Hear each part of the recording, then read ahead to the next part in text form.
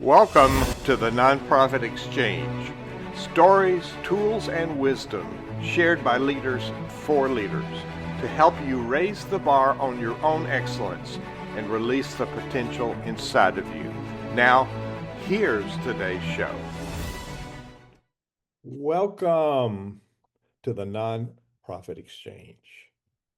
I am Hugh Ballou. Today we're exploring the theme of authentic leadership and purpose-driven success with a remarkable guest, Dr. Wayne Light Brown. As the founder of Avoid Being Average, Dr. Brown helps leaders and entrepreneurs unlock their full expression and turn results into transformation. We'll unpack his journey, his teachings on purpose and mindset, and what nonprofit leaders can learn about creating real impact through authenticity. Dr. Brown, tell us about your journey from artist to creative entrepreneur to leadership strategist and coach, please. Hey, well, thank you, Hugh, for having me. And man, that's a loaded question. Those three areas of the journey. The journey started from a service space. Uh, I always have to give shout outs to the ancestors, most importantly, my grandmother, right? Because we're here speaking towards the community of nonprofits and community.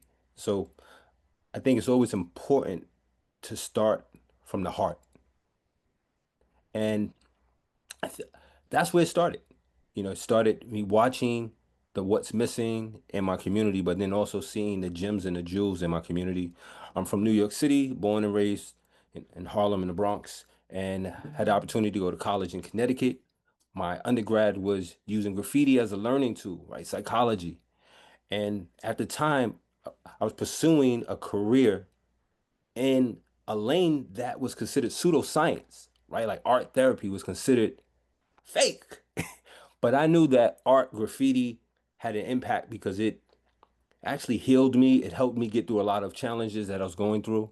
And in my process of going through my undergrad, I did a lot of service work. And shout outs to the National Service Organization, AmeriCorps, for all the AmeriCorps alumni that's out there. Did two tours of AmeriCorps, which what actually aided in me being able to pursue my undergrad and a lot of other hard work. While in in that journey, I kept noticing missing pieces. Usually people say, "Oh, this is a problem," but I kept saying like, "No, there's pieces here that work." Yet it wasn't speaking to what I was, navigating every single day. And what I wound up doing was I took that undergrad commitment to using graffiti as a learning tool and combined it with my entrepreneurial mindset that helped me get through school, and then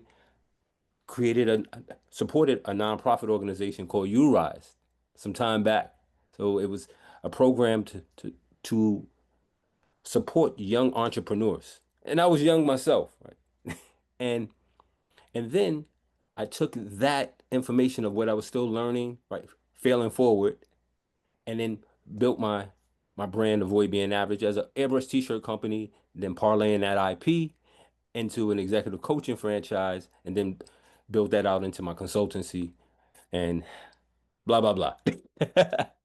Well, that's a great journey. Now, people are wondering what LYTE is for. It's in your name. And then what does it have to do with avoid being average? Man, well, the acronym LYTE, light, again, shout outs to my grandmother for that. So light means live your true expression, but applying to the nonprofit sector, it was it was part of the original establishment of Light Foundation, which is lifting youth through entrepreneurship.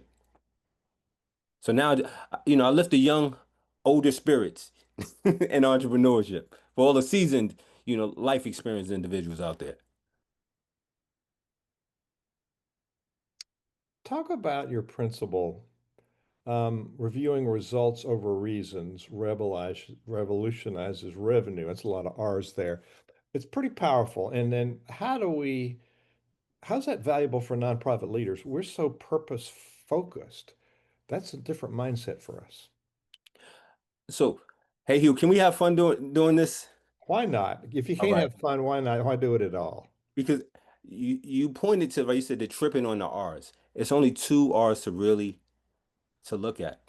And it's the line between where we have actually reasons or we have results. And usually our reasons are what stop us from moving forward. Expand on that. You've tempted us to want to learn more. So we all have results, right? We are all successful, right? From our first baby steps and pun again, right, to tripping up because we actually fall to actually fail to then rise again. Now, you know, everyone that's listening to, I'm going to keep playing in this baby analogy because usually, if we have a business or a nonprofit or something that's passionate to us, it's our baby. And if you're a parent out there, you understand it. No matter how old your child is, it's still your baby. And right with our purpose, our passions, our professions or our nonprofits, sometimes we baby our businesses and we don't always produce the results that's intended. Ooh, yeah, that part. One of those R's was revenue. And we tend to uh, underthink, we tend to minimize the importance of revenue. It's not about the money, but golly gee, if we don't have the money, it really limits how much impact we can have in people's lives. So talk about that limiting effect. So remember we spoke about those R's, and thank you for going there. Revenue is aligned with results. So the difference in reviewing, and you're looking at the different scales. So a lot of times when we look at the conversation of nonprofits and we look at revenue, that can be a little daunting. It can be a little conflicting, right? For the individual that's of service all the time, right? Because it's for the cause. Yet there's a requirement, there goes another R, to keep the ship or keep the baby standing up, right? To keep things moving forward.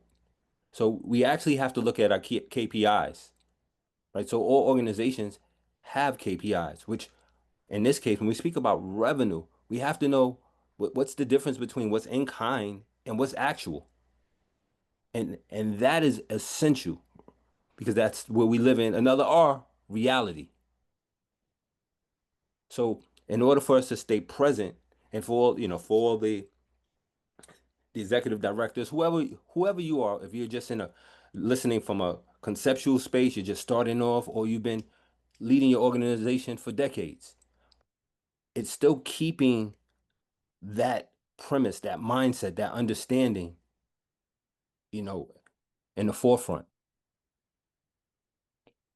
For those people who are not familiar with corporate lingo, it's key performance indicators, right?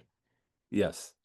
And if we write a grant application and we're actually awarded that grant funding, we're going to need to use those because the funder wants to see certain results, which we need to measure anyway. But in order to report back how we've used their money, we need to have these indicators. Which ones matter? What are we going to measure?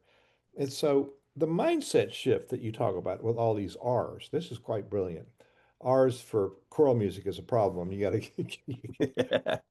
So I won't go there. So what is the mindset shift that is especially important for those leading in what we call a nonprofit sector? It could be for purpose business, could be, whole social benefit, could be lots of other ways to frame it, but we know that nonprofit is a charitable organization. So, what is a mindset that we need to have to overcome some of the myths that we've inherited? So to answer that question of mindset, I'm always going to go to optimism, right? It's part of branding. It's part of where I come from. I come from the aspect of positive psychology. The words that we say to ourselves then shape the world that we live in. But I want to answer that question a little beyond just the mindset piece. So if you didn't have your pad out, I want you to take it out. And I actually want you to draw two lines, like it's a track. But then between those two lines, I want you to draw one more line right down the middle. And I want you to just think about what pathway did you start in? Did you come from an ascension model? Right? Did you start off volunteering?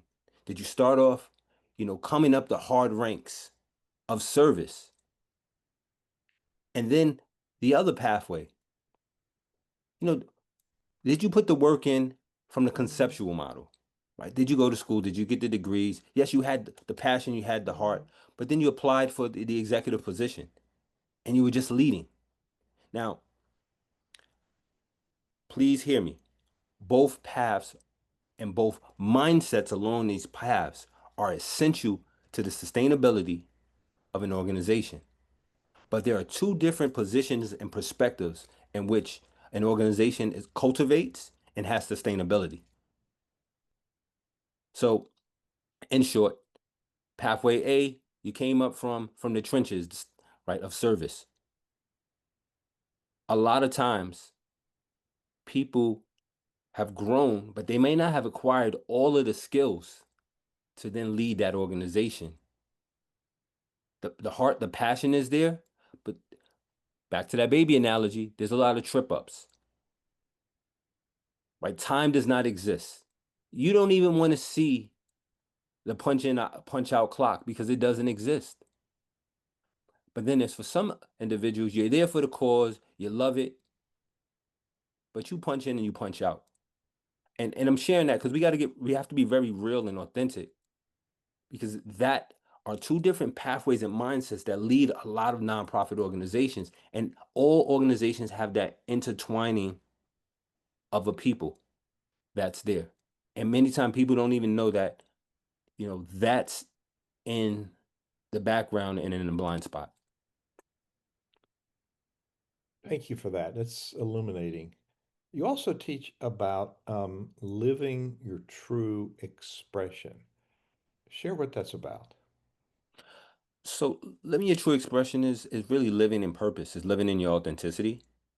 And there's a difference between authenticity and genuine. Authenticity is being transparent and letting the flaws live out there while still being in purpose. And then being genuine still is a great space. It's about being honest. But yet sometimes we just don't want to go to those conversations that may expose us and show sometimes our shortcomings. And living your true expression also aligns to in the space of a nonprofit conversation. Are you doing this for the cause and not the applause? And can you embrace the applause for you being successful and fulfilled in the cause? And can you reframe the applause? Maybe it's not for you, it's for the success that we've all created together. Yeah. So go deeper into that. You mentioned authenticity. Explain your framing of that word, and then how is authenticity from a leader important in shaping the culture of our organization? This goes back to those first three R's when we look at the authenticity component, right? So we measure we measure service and success through a different lens. And like you shared about the aspect of right the grants, the the the advocacy, right? What's required to get the mission accomplished, right? To fulfill on the purpose, you're carrying out this vision. And what that does to the leaders, right? The early mornings, the long nights, the weekends, the holidays, the official role, the non-official role, the perspective, the position that's required to fulfill. And sometimes we ask the question, did I sign up for all of this? Right? Like let's just be straight about it, right? Did I really sign up for all of this? Okay. You know what goes on in the background. I have this, come on, leaders, let's get honest, right? The pristine office, and then sometimes the paperwork and review is piled up on your desk, but then you have all of your team members, then you have your community members coming in your office, and they do not know what's going on inside that head and that heart to keep it all together. Some right. So some of my people who are operating by pay per performance grants, some people, who are out there, when you're looking at your budget, your calendar, you're waiting for disbursements, and yet things have gone from 30 day to 60 day to 6 months. Oh, yeah, I went there. Or the contract, right? That was supposed to be, this high six-figure or seven-figure amount is coming in. What? I only got dispersed at a five-figure amount, but the people are still there. And how do you still hold spirit, space, grace, and still the same, right, spark to get the job done? And and here I have to go here for one more piece too, because the pressure of payroll. Yeah, we're not, because see, that's the part that many times, you know, people don't always recognize whether this may be a leader and, and leaders listening. I invite you to share this with your team, because sometimes there's conversations you might not necessarily know how to have or may want to have, because you have to still sustain your position, but your team and the community still needs to know what you manage to get the job done. Transparency, that's a really underutilized leadership perspective, really. And we think being transparent is being weak when it's not. It's being authentic, isn't it? Yeah, you know that I'm gonna throw out this word, vulnerable, right? Yes. Yes. Right, vulnerability. You know, an affirmation that I state is, I'm a loving, courageous, vulnerable leader. I'm a loving, courageous, vulnerable leader. It's Say it often. So you worked extensively with youth and underserved communities. What have you learned about unlocking potential in people who face systemic barriers? Define systemic for me, so I know exactly where you're going. Well, we grew up in a culture where people say, "Oh, like I taught at an entrepreneurial business conference for years, and the people said, "Oh, it's so refreshing to be here because I have these great ideas." And people in my family say, "Poo-poo, get a job." So, the culture that we're around, they want to put you down and say, "You can't do that." And so I don't know, I don't care where you are, in what society, there's these systemic barriers that we have anywhere like that. Well, well, you went to the get the job component. Goes back to the lane conversation before. It's the quote unquote employee mindset, you know, verse. That's what we've been conditioned to, right? Competitive versus cooperative, entrepreneurial mind, right? And then from the nonprofit aspect, where it gets dicey, because the language is, technically speaking, no individual, i.e., founder or executive director, is not the owner of a nonprofit.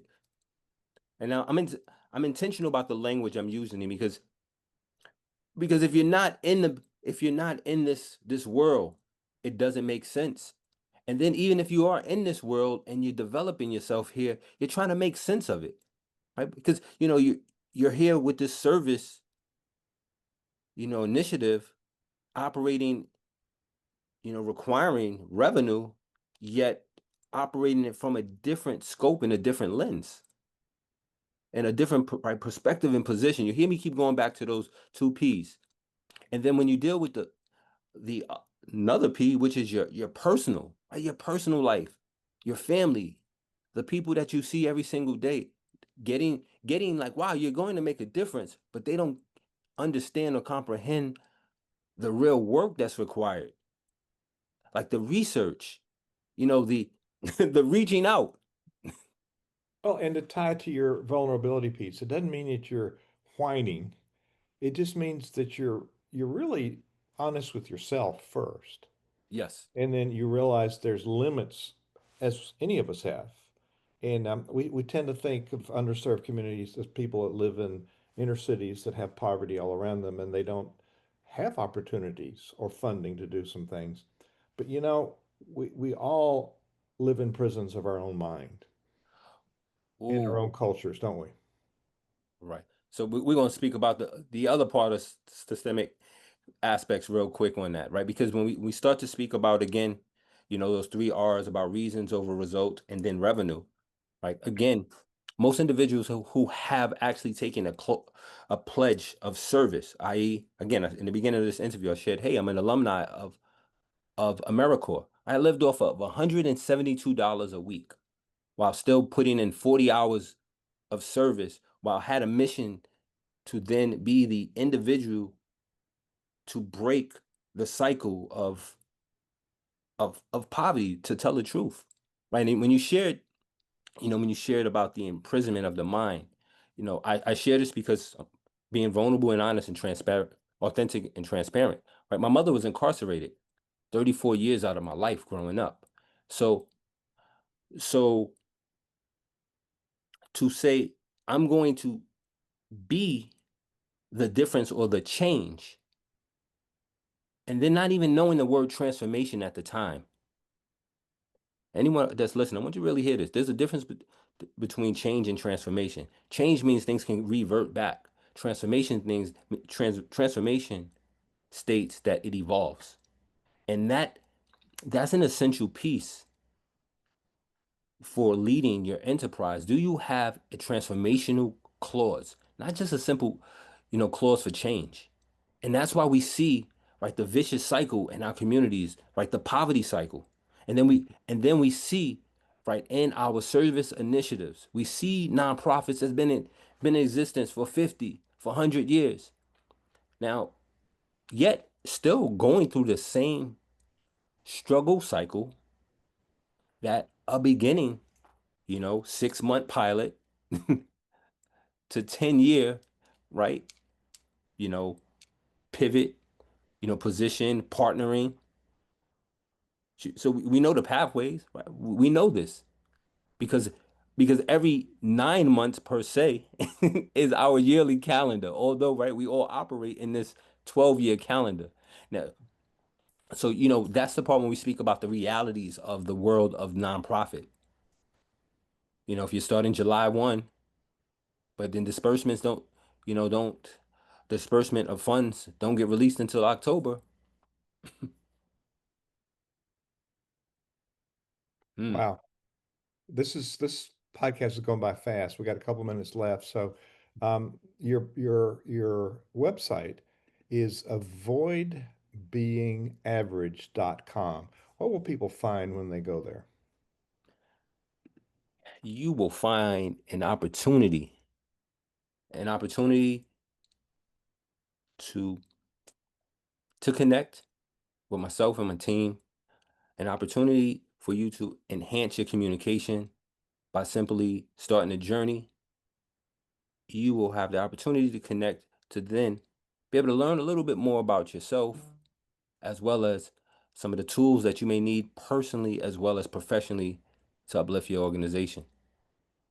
And the link will be in the podcast information on where you're listening to podcast or on the nonprofitexchange.org um, site. So as we're wrapping up here, what daily practices would help leaders make alignment between purpose and results? Just a quick, short summary. What can you challenge people with to align purpose and results? So the first piece is a morning page. Shout out to Julia Cameron, Artist Way. Morning pages made a difference in my life. And what it does is it's a fresh start. So it's a simple exercise. When you first wake up, Julia says write 3 pages. For the busy, exact. I invite you to start with 1 page. Pen to paper, just let the pen flow. Whatever's there. I have read that book many times. I do not remember that part. It's a priceless book. It's a priceless book. Ah, it's so many good things in that. The Artist's Way, is that it? Yeah. Yes, yes. And shout outs to her again because I always said, hey, it's the urban artist way because everyone does not have the same endurance to do that. That's why I said, 1 page. It's just pen to pad and letting your mind flow. It may sound even cliche, a fresh glass of water, but it's really about clearing, making sure that you reset and I always I give my day over to the creator because walking in purpose and living in purpose of service can't do it on my own. Dr. Brown, thank you for sharing your wisdom, your passion, and for helping others live their true expression. I think your message reminds us that leadership is an art form, a blend of structure, purpose, and authenticity. For our listeners, our viewers, go to avoidbeingaverage.com. You can learn more about Dr. Brown's coaching and resources. Remember, reviewing results over reasons doesn't just apply to revenue, it applies to impact. Until next time, this is Hugh Ballou encouraging you to make a difference in people's lives because it's about impacting people's lives. That's the work it's about. Thank you so much, Wayne, for being my guest today. Hey, thank you, Hugh. Appreciate it. Thank you for watching The Nonprofit Exchange.